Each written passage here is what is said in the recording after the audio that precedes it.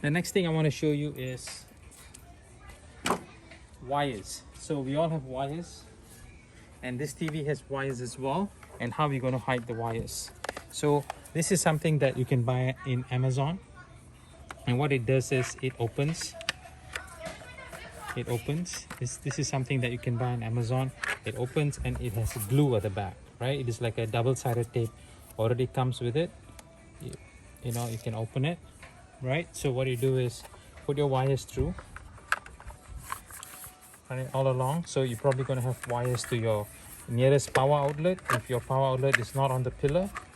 So you got to put that in, and what you do is you want to cut this length, okay? And all you have to do is, you know, just stick it, pull the whole thing, and then stick it, you know, on. I would start from the bottom right here and all the way to the bottom.